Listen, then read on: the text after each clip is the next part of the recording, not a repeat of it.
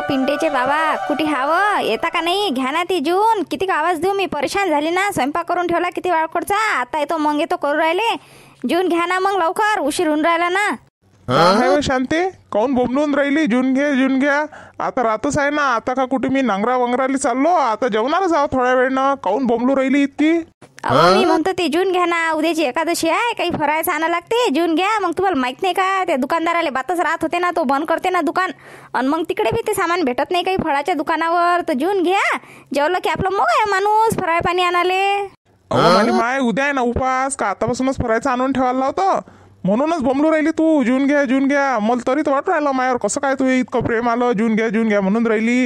आणि काय काय आणायला लागते तर सांग ना मग. आताच आणून तो पहिले राहू देतो जेवण, मग जेवतो. एवढं काय उद्याचा ते उपास आहे. मग आता जून घ्या म्हटलं तुम्ही ना. आज काही दूध देऊ नका. संध्याकाळचं काढलं की कोणाले आपल्याला ते निघते का नाही 5 लिटर गायचं दूध घरीच ठेव जाते. ती इजन गिजन लावतो. उद्या उपास आहे तर मग काही दही घी बनवा लागेल त्याचं आपल्याला.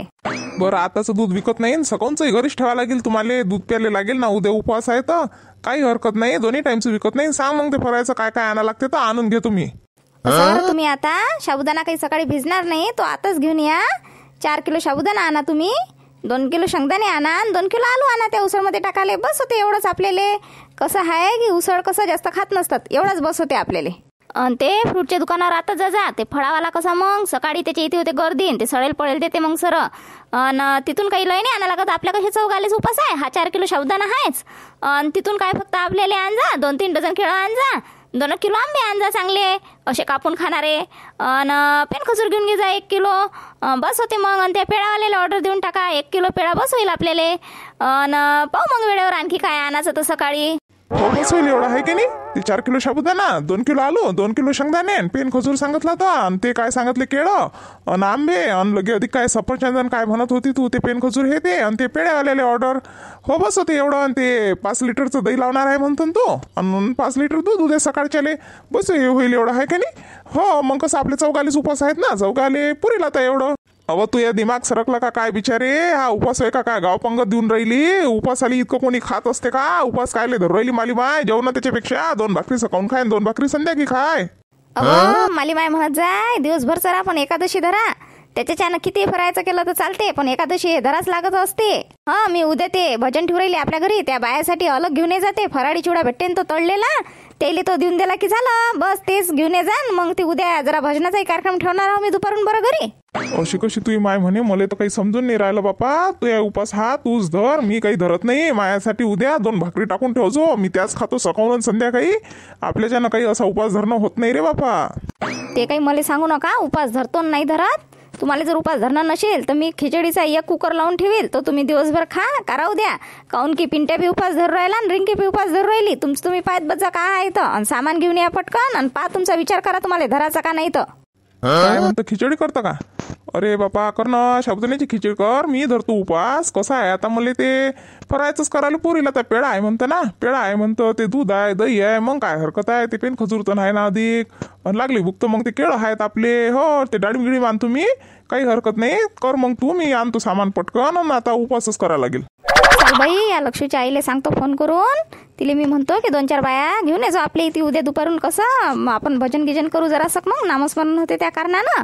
आणि मला बी आता जरा लवकर झोपा लागेल फोन गिन करून. मग कसं बातच सकाळी आपलं उठलं की बात फराळ पाणी केला की माणूस कसं भजना गिजनाले मग काय होते मग माणूस. हॅलो आवाज येऊन नाही राहिला का? हॅलो बोला ना ताई. येऊ राहिला ना आवाज. येऊ राहिला आवाज. काय म्हणता सांगा ना. कायच्यासाठी फोन केला? म्हटलं उद्या एकादशी आहे तर 2-4 बाया बोला जा. ते करू म्हटलं आपण जरासं भजन गिजन करू. आणि ते काही फराळ असं सांगितलं मी आणायचं. मग काही चहा पाणी असा कार्यक्रम करून भजन करू. 2-4 बायाले सांगा मग तुम्ही घेऊन ये जा उद्या आपल्या घरी. हो बोलाईल ना मी. सांगेल 2-3 बाया. पण जरासं फराळ गिरायचं चांगलं ठेव जा. नाही तर देसाल तो कोळला चिवडा 1-1 केळं. आणि कसं जरासं फराळ पाणी चांगलं असलं तर माणूस 2 गाणी शिल्लक म्हणते. सांगतो मी 2-4 बाया. मग किती वाजता सांगू? 12 वाजता सांगू का? बरं काही हरकत नाही. सांग मग काय. ठेवतो मग फोन मी आता. लगे ये जा मग सकाळी लवकर. मम्मी अरे अशी उपवास कधी असते मला सांगच आहे बरं. मी बी उपवास धरत जाईल. आज काय मजा आहे. रोज काय तू भाजी पोया जीव घालतं. आज पाय बरं उसळ काय पेन खजूर काय काय डाळिंब काय चिक्कू काय काय काय खाऊन काय काय राहू द्या मला समजून नाही राहिलं. तो पेढा तर मला किती आवडते. बरं झालं बापा मी उपवास धरला आज. याले का उपास म्हणतात का बा? हा का उपास होय का? हे उपाशी आहे काय? जेवल्यापेक्षा लय झालं ना. चक्कर येऊ राहिले ना खाऊ खाऊ. आता समजून नाही राहिलं सोईल कोण्या पोटात घालावतं. आता बस फरायचं केलं की झोपणंच आहे ना आपल्याला. हे कोणते उपास होय? मी आता नाही धकून राहिलं, मला बस झालं इतकंच पाहिजे. आता नाही काही खात मी. आता मला तर नांदा नाही लावायचा. नाही ना माय रिंकू, किती सोकली व तू आज सकाळून पासून. उपास धरला, काय खाल्लं तर सकाळून पासून? तेवढे फक्त 2 सेप खाल्ले आणि तो पेढे खाल्ले जराशे वाटीभर आणि उसळ खाल्ली प्लेटभर. एवढं दुधाचा ग्लास पे ना माय. इतका ग्लास पेला की कसं जरा बरं वाटते. दही वाटल्या जरा भऱ्यानं खाजो. घे बाई. आता कसं उपासाच्या दिवशी उपाशी राहत नसतात. उपास आहे ना, फराळाचं करतच असतात.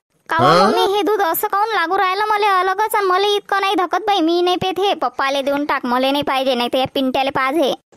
रिंके कसं काय लागू राहिलं म्हणजे? त्यात काजू बदाम टाकले ना मम्मीनं. मम्मीला वाटते रिंकी कशी थकली नाही पाहिजे म्हणून तिनं त्यात काजू बदाम टाकले. घे ना पिऊन आता. पप्पाले काय पाचतं? पे ना तू. तुला भांडे घासा लागते ना आता फरायचं झालं की. घे घे, तुला एनर्जी आली पाहिजे ना. रिंकीचे पप्पा म्हटलं घ्या ना जरासं. तुम्हाला ते शेंगदाणे लय आवडतात ना, ते तळले मी. तुम्हाला लय आवडतात ते तिखट मीठ टाकून. ते घ्या मग जराशे. तेवढे खाल्ले की मग हे दुधाचा ग्लास पिऊन घ्या. म्हणजे कसं तुम्हाला एनर्जी राहील. ते वावरात जाणं पडते ना तुम्हाला चक्कर टाकायला. खाऊन घ्या मग. कसे चक्कर गिक्कर नाही आले पाहिजे. उपास आहे बरं आज. फरायचं कर्जा आणखी दुपारी कर्जा. आपण काही लय साबुदाणा भिजून नाही घातला. 4 किलो घातला फक्त. 14 जणाले कसं ते पुरते संध्याकाळी. संध्याकाळी पाहू मग. डबल टाकू लागला तर भगर करील मी. घ्या जरासं का आणखी घ्या बरं. माली माया ऐकून ना उठता येऊ राहिला ना बसता येऊ राहिलं. असा कोणता उपास होय व? इतकं फरायचं असते का? इतकं फरायचं तर मी लहानपणापासून नाही पाहिलं. हे काय होय बापा? इतकं कसं खावं हे? तूच खाय आता बापा. हे राहील सर मला नाही पाहिजे भगर गिगर. तुलेच काही लागलं तर आणून देतो मी अधिक. मग मित्रमंडळी, तुमच्या घरी कशी काय असते फराळ पाण्याची मजा? कमेंट्स करून सांगायला विसरू नका बरं. आणि हां, तुम्ही पण उपास करत असाल ना, ते मला नक्कीच सांगा. आणि आपल्या इथं भजनाचा कार्यक्रम बाकी राहिलेला आहे बरं, तो बघायला विसरू नका. सोबतच आपला व्हिडिओ शेअर करायला आणि सबस्क्राईब करायला बरं विसरू नका बरं.